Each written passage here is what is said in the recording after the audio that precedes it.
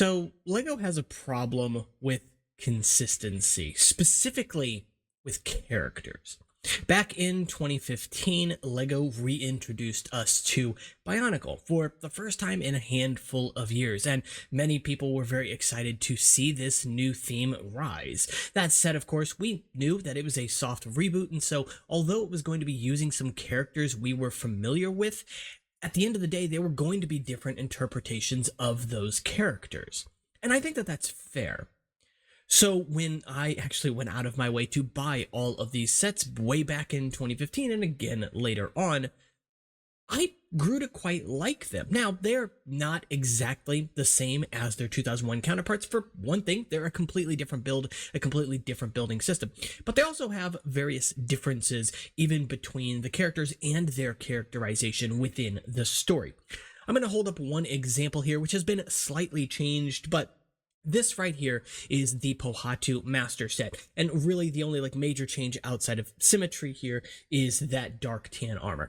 The reason I included that here rather than changing it back to its original form was for one reason. In 2016, LEGO would then go out of their way to give us another wave of Toa, this time the Toa Uniter sets. And something that bothered me was this was only a year later, and yet LEGO had kind of jumped ship from the characterization from the years prior. Now, part of the reason for this was the gimmick for 2016. Essentially, the ability to carry creatures or characters on the backs of each of these larger figures. Let me go ahead and grab, in fact, Pohatu Uniter here as well. But the problems I start to have are with the character themselves, the sacrifices made in order to accomplish this. Because you have to remember, you have to understand that LEGO designed all of the new pieces for this, meaning that if something was a problem, say to us, LEGO could have essentially designed it a different way. That's not to say that they should have, that's a whole different argument. But out of that, because they had created this new system, they decided to create a new body for this as well. Part of the reason, of course, being the function of these sets having changed over from the gear boxes to a swivel that is built into the waist. It's kind of a step backwards in my opinion, but that's besides the point. Some people probably like this function a lot. That said, though, you have the ability to connect that second character, the creature, which I don't have the creature of stone, unfortunately, but to the back here so that it can essentially go over top the head of the figure, and it basically bulks up the figure, and that's pretty cool. The year previous, we had seen these sort of suggested combination models, sort of, or upgrades, I guess, by using protector sets and giving their parts to those Toa Master sets. It was neat in concept, not always in execution, though.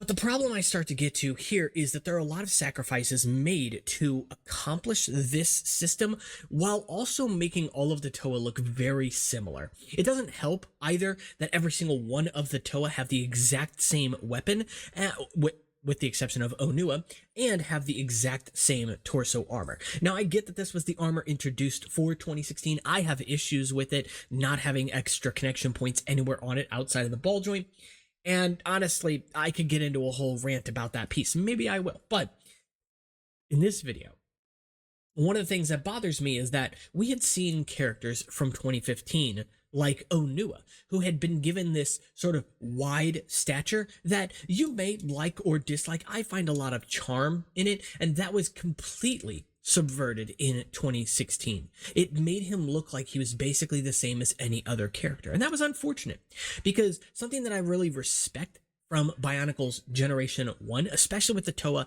and the Toa Nuva, is how different LEGO was able to make them look using the same platform.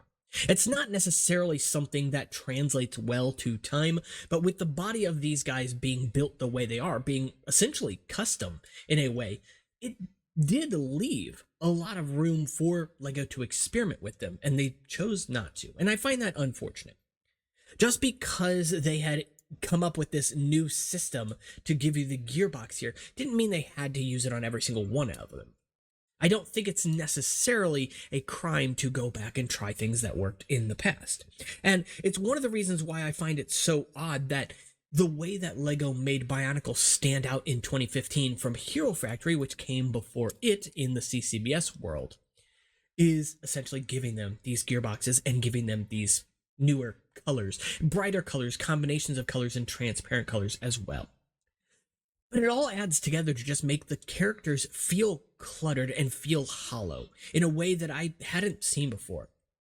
I love the design of this mask here. I think it's an excellent design. It's a lovely piece. Yes, it does have that crystalline structure. It's slightly asymmetric because of it, but none of that bothers me.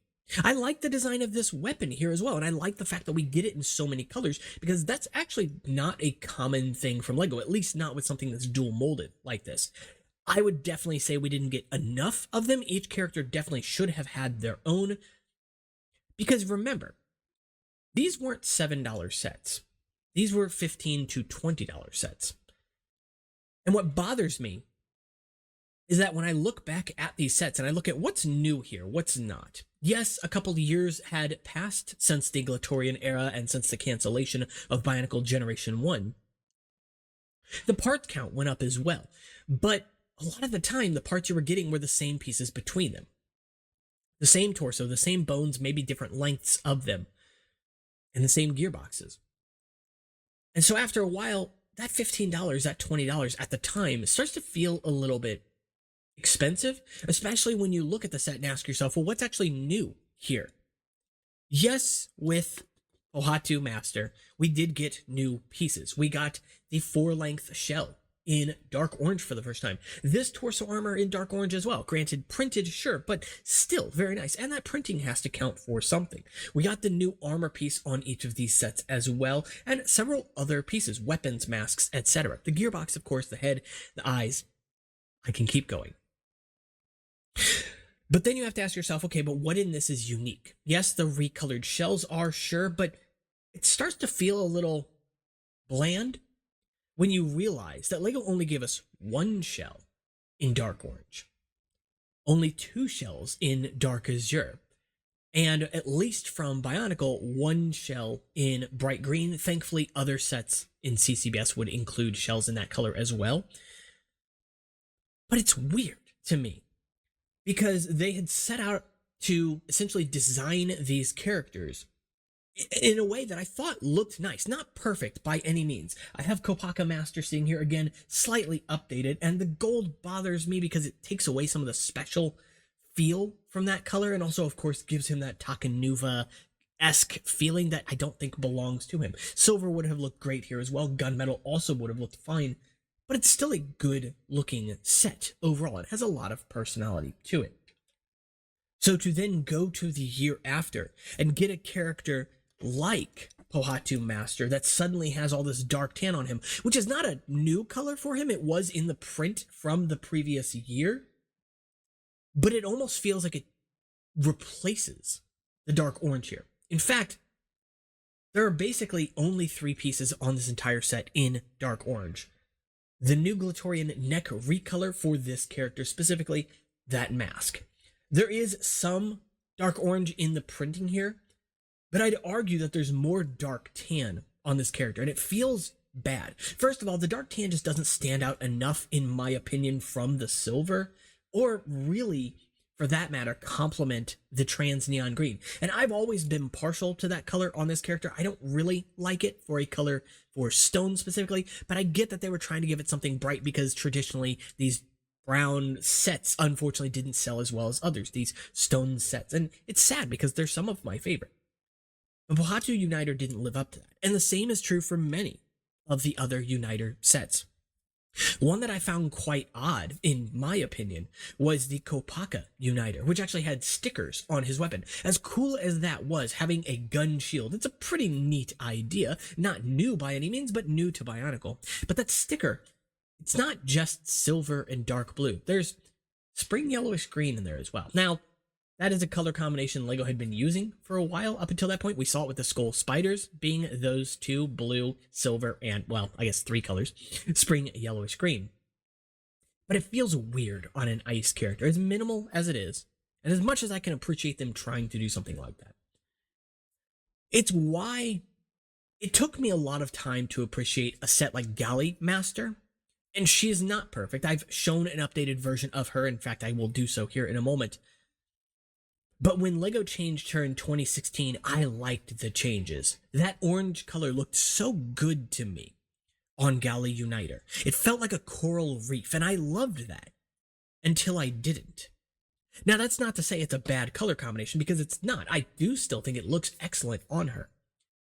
But the reason I find it odd is because it felt like an upgrade from the year prior where we had the dark azure and yellow. Not because it was a better combination than those two colors, but because LEGO just really didn't give the yellow from the year prior its time to shine. Had you changed over Gali Uniter to that yellow color scheme instead of orange, I think she still would have looked just as good. I would have liked to have given her more gunmetal to offset it, as I've done with this set, and you have seen this if you watch the channel, because I have shown her in previous videos as well.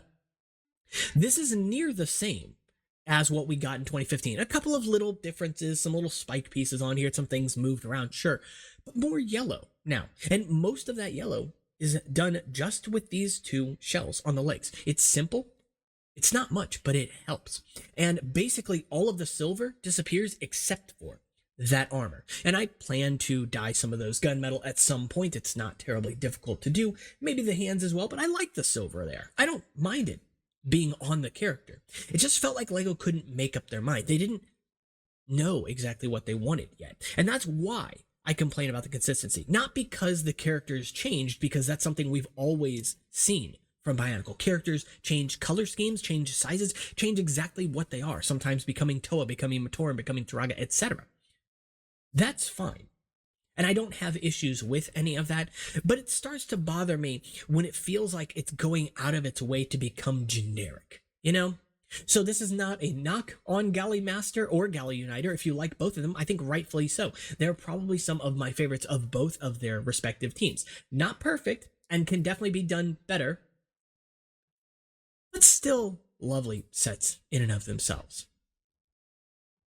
With that said, before I end the video, I did want to just give a little spotlight to one of my favorite skull villains. I know it's probably like the weakest one of the wave, but there's something I like about it. And I talk about generic, being a bad thing, which it is.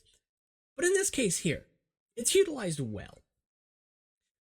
I don't think necessarily that the skull villains are deserving of all of the crap that they're given. Yes, they're generic. They're definitely wave one baddies. They don't have a lot of their own identity, but they do have a lot of charm.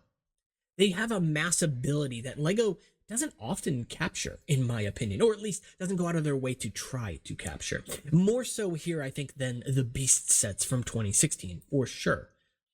And yeah, we didn't get a full set of 6 here or a full set of 6 there because, again, I don't know what LEGO was doing at that point.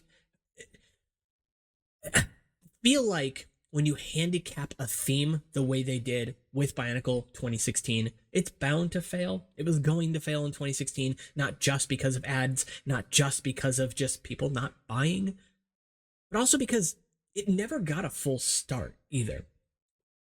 This is a good set in the sense of it being perfectly massable, and a relatively cheap set to still get your hands on today. Also, one of only a handful of sets with a gunmetal mask, which is surprising. A very good mask at that as well. If you like that skull aesthetic, this does it well.